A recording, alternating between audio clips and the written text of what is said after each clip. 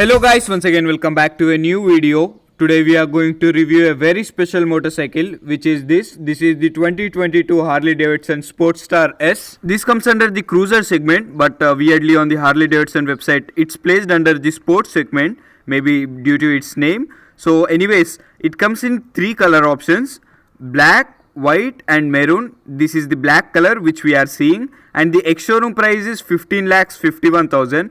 And if you want to know the on-road price, comment down with your state name. I'll try to replay all the comments. And the price change according to the colors. The rest of the two variants are 15,000 roughly more than this. Let's start with the detailed walk around. It gets with keyless entry, similar as the Pan America. The keys are similar, and these are the manual keys to open the fuel lid. On the fuel lid, it doesn't have keyless entry. So this is the ignition button. So this is the front look. The headlight looks little bit smaller according to its body, but it has this character in it. No complaints about that. And these are the all LED indicators. The front setup is all LED. If you can see in the indicator, it has that Harley Davidson logo. So it also has hazard light function, and this is the front upside down forks in the front suspension. And this is the front tire, Pirelli tires with Brembo brakes, and it only has one disc. I expected it to be two. And the front tire section is 160/70 TR17s. As you can see, it only has one disc.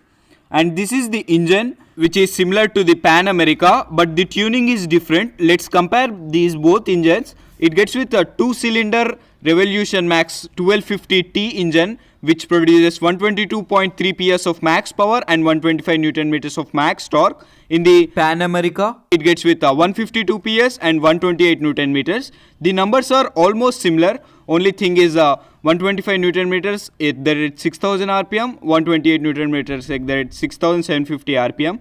And this is the bash plate, which is finished in fiber with the ground clearance of 90 mm.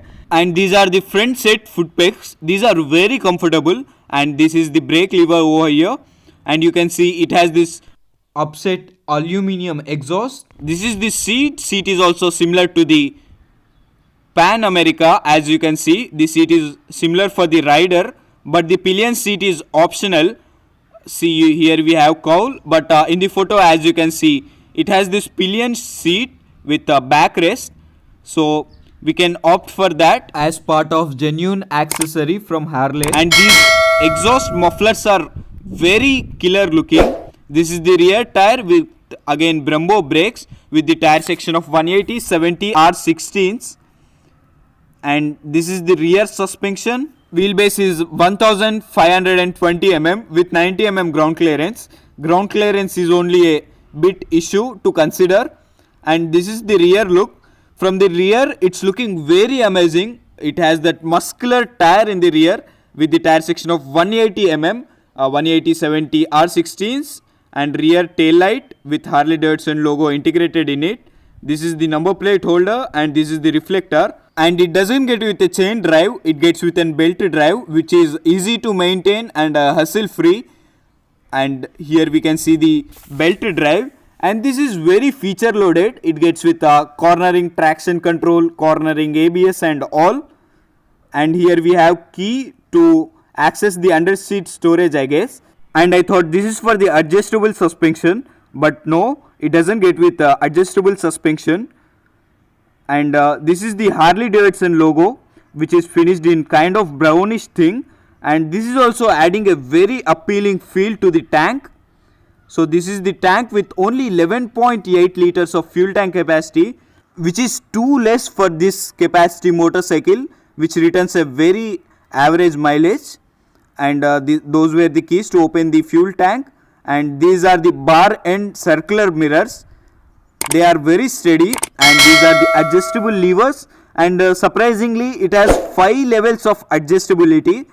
Till date, I only saw 3 levels of adjustability, and also the clutch was very light. It has on both the sides clutch on brake lever. So now let's dive inside the instrument cluster. Let me get on the bike, and it has a good feel, very good feel. You can see I am 5'11" foot long. Easily I can reach the ground. So that is the case with the bobbers as always. And these are the buttons. This is for high beam, low beam and pass, and this is to set the cruise control. It gets with an cruise control.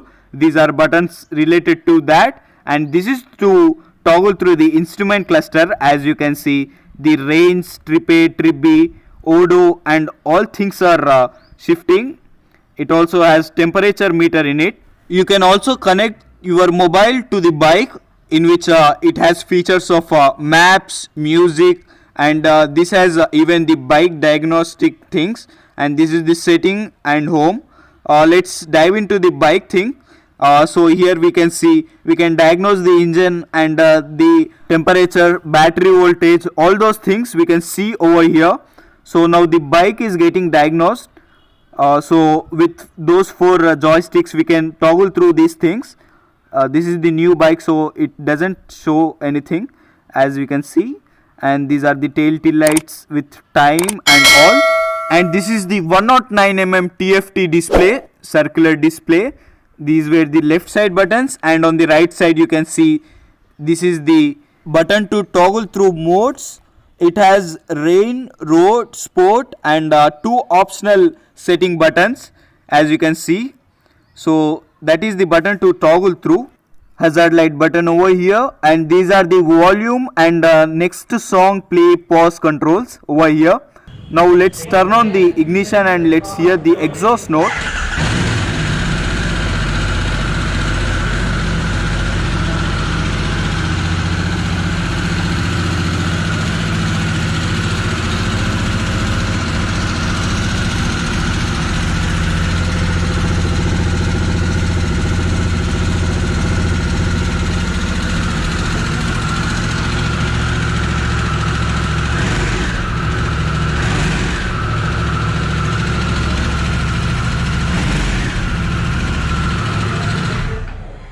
So that was the exhaust note. Comment down how did you like the exhaust note.